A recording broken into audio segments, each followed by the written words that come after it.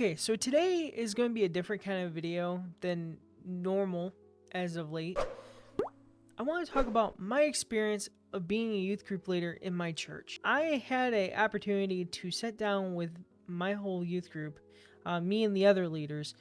We sat down and actually talked to these young individuals and let them have the opportunity to ask us questions as more experienced Christians.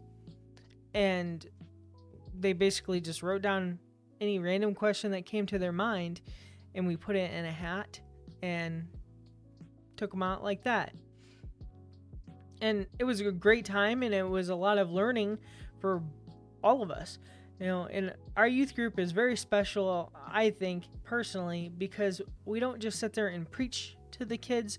We actually have open discussion. So the whole youth group is kind of like a big open format, which is great because they don't just feel like they're being preached at.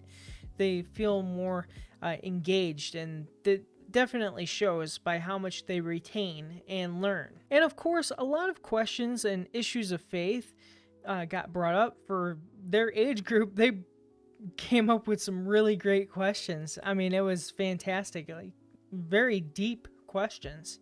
But there's something that I noticed throughout the entire discussion.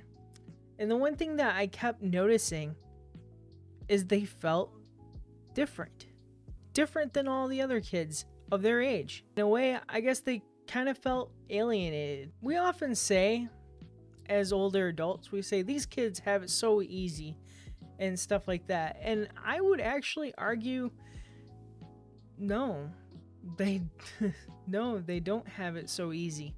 I mean, yeah, they have more information at their fingertips than you or I did when we actually had to go read a book. With social media, these kids deal with a lot of stuff, and the constant pressure that they deal with to look a certain way, talk a certain way, act a certain way, it looms on them.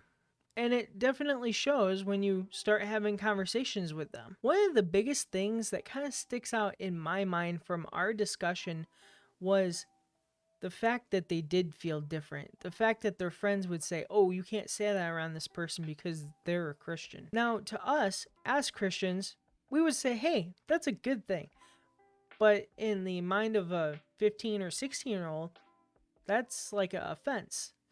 That's one of those things where they feel excluded from a group. Now, something that could be done is prepare your child for that kind of encounter and explain to them how it's a good thing that people are noticing the difference that's in you than what's in the world. But also something that I noticed from interactions like that they would talk about is how uncomfortable they felt because of it. Because they felt singled out, because they felt pointed out.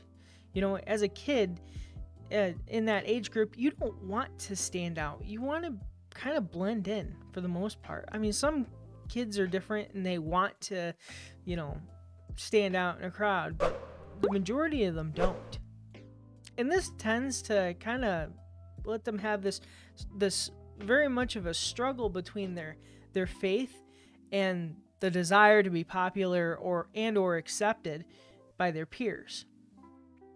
And this could be very challenging for that young individual without somebody constantly reassuring them that's okay. It's okay for people to notice you are very much different and you're not acting like them. But in the end, there's no amount of reassuring that we can give these young people. They have to learn it for themselves. They have to learn to trust God on their own. And one of the most fantastic questions that was asked that night by a young person, how do I know that I'm saved?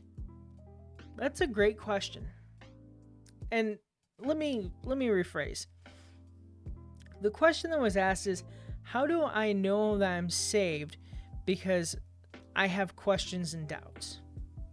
It's a good question. It's a fantastic question for anybody to ask. And the thing is that we all have doubts. We all have questions, even myself. And there's nothing that's going to stop that. I mean, heck, I'm pretty sure the disciples had doubts and questions too. After Jesus was ascended into heaven, they might have had some doubts. They might have had some fears. They might have had some worries. And honestly, I think it's natural for us to personally question our salvation from time to time because we really know how bad we truly are. We know how not good we can be. We know our innermost, deepest, darkest, and sometimes most secret thoughts.